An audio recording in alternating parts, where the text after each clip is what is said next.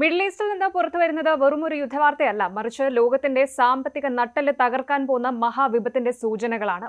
അമേരിക്കയുടെ സൈനിക കരുത്തിന്റെ പ്രതീകമായ കടലിലെ വൻമതിൽ എന്ന് വിശേഷിപ്പിക്കപ്പെടുന്ന USS എബ്രഹാം ലിങ്കണ് നേരെ ഇറാൻ ചാവേർ ആക്രമണം നടത്തിയെന്ന വാർത്തകൾ ലോകത്തെ നടുക്കിയിരിക്കുകയാണ്.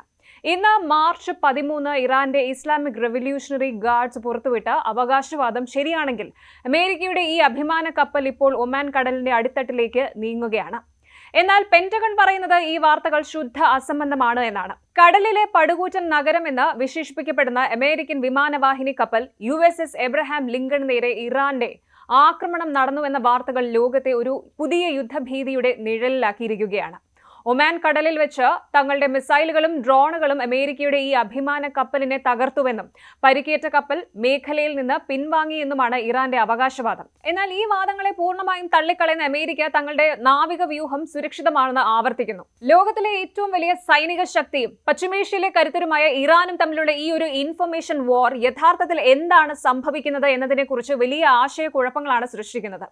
അമേരിക്കയുടെ സൈനിക കരുത്തിന്റെ പ്രതീകമാണ് നിമിറ്റ്സ് ക്ലാസ് വിഭാഗത്തിൽപ്പെട്ട USS എബ്രഹാം ലിങ്കൺ എന്ന വിമാനവാഹിനി കപ്പൽ. ഇതൊരു സാധാരണ കപ്പലല്ല, മറിച്ച് സമുദ്രത്തിലൂടെ സഞ്ചരിക്കുന്ന ഒരു സൈനിക നഗരമാണ്. ഏകദേശം 1,00,000 ടണ്ണിലധികം ഭാരമുള്ള ഈ ഭീമൻ കപ്പലിന് 332 മീറ്ററിലധികം നീളമുണ്ട്. അതായത് ഏകദേശം 3 ഫുട്ബോൾ മൈതാനങ്ങൾ ചേർത്ത് വച്ചാലുള്ള അത്രയും വലിപ്പം. 5000-ലധികം സൈനികർക്ക് ഒരേ സമയം താമസിക്കാനും ജോലി ചെയ്യാനുമുള്ള സൗകര്യം ഇതിലുണ്ട്. ലോകത്തിന്റെ ഏത് കോണിലും അമേരിക്കൻ വ്യോമസേനയുടെ കരുത്തെത്തിക്കാൻ ഈ കപ്പലിന് സാധിക്കും. ഒരേ സമയം 90-ലധികം അത്യാധുനിക യുദ്ധവിമാനങ്ങളെയും ഹെലികോപ്റ്ററുകളെയും വഹിക്കാനുള്ള ശേഷി ഇതിനുണ്ട്. F-35C lightning, F-A-18 super Hornet തുടങ്ങിയ മാരക പ്രഹരശേഷിയുള്ള വിമാനങ്ങൾ ഇതിന്റെ ഡെക്കിൽ നിന്ന് പറന്നുയരാൻ സജ്ജമായി നിൽക്കുന്നു. വെറും ഒരു കപ്പൽ എന്നതിലുപരി ഒരു പരമാധികാര രാഷ്ട്രത്തിന്റെ ഭൂപ്രദേശം പോലെയാണ് അമേരിക്ക ഈ കപ്പലിനെ കാണുന്നത്. അതുകൊണ്ട് തന്നെ ഇതിന് നേരെയുള്ള ഏതൊരു ആക്രമണവും അമേരിക്ക നേരിട്ടുള്ള യുദ്ധപ്രഖ്യാപനമായിട്ടാണ് കണക്കാക്കുന്നത്. ഇറാന്റെ Islamic revolutionary guard corps IRGC പുറത്തുവിട്ട വിവരങ്ങൾ പ്രകാരം തങ്ങളുടെ സമുദ്ര അതിർത്തിയിൽ നിന്ന് 340 കിലോമീറ്റർ അകലെ വെച്ചാണ് എബ്രഹാം ലിങ്കണ് നേരെ ആക്രമണം നടത്തിയത്. അത്യാധുനിക ബാലിസ്റ്റിക് മിസൈലുകളും ചാവേർ ഡ്രോണുകളും ഉപയോഗിച്ചുള്ള സംയുക്ത ആക്രമണമായിരുന്നു ഇതെന്നും ഇതിലൂടെ കപ്പലിന്റെ പ്രവർത്തനങ്ങൾ തടസ്സപ്പെട്ടുവെന്നുമാണ് ഇറാന്റെ പ്രസ് TV റിപ്പോർട്ട് ചെയ്യുന്നത്.